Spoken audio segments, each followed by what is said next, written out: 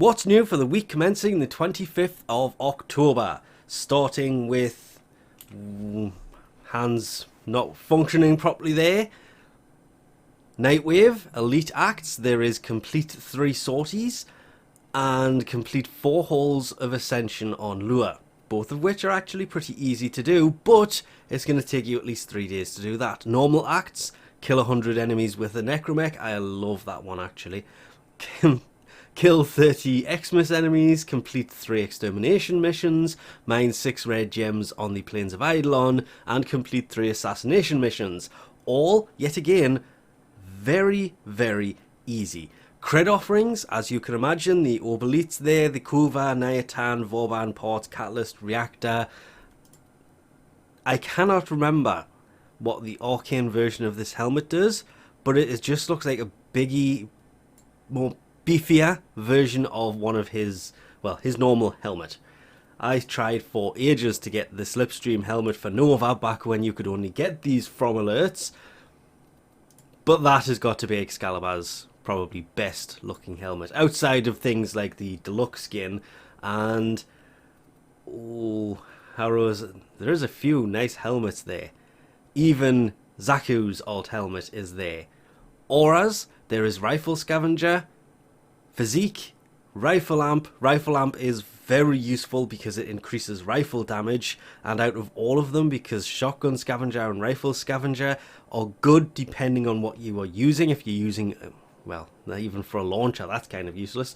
But Rifle Amp, yeah, very useful. Skins, there is the Grinlock Desert Camo skin, the Heck Desert Camo skin. The Heat Sword is actually the Heat Sword. This is the blueprint to build the weapon. Same goes for the Jaw Sword. This is the blueprint to build the actual Jaw Sword.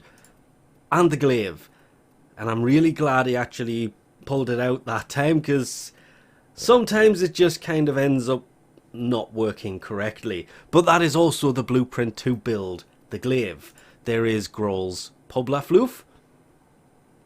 Still don't know who Growl is, if I'm being brutally honest there. Plink's Shock Camo skin. There is Augment Wise, Double Tap. Oh, 20% bonus damage on next shot for 2 seconds. Stacks up to 20 times outside of Conclave. But it is just for the Latron. Ambush Optics, minus 50% zoom for Rubicore, and every time that turns up it reminds me of something I was supposed to be doing and never really got round to, and Volt's Electric Shield Augment. Jumping straight over to see Teshin, and, well, it was the Umbra Forma, sadly, last week, so the Steel Path Honor Store this week is 50,000 Kuva. Possibly a better way to get a hold of 50,000 Kuva than other means, but well, the math works out that that is slightly cheaper than buying it separately, but yeah. The Veiled Riven Cipher is also here if you have need for it. It returns every 7 days after you actually use it, and it just unlocks a Veiled Riven, as well as obviously the secondary Arcane Adapter, the primary Arcane Adapter, the Glyphs, and still no Ureli in Action Glyph.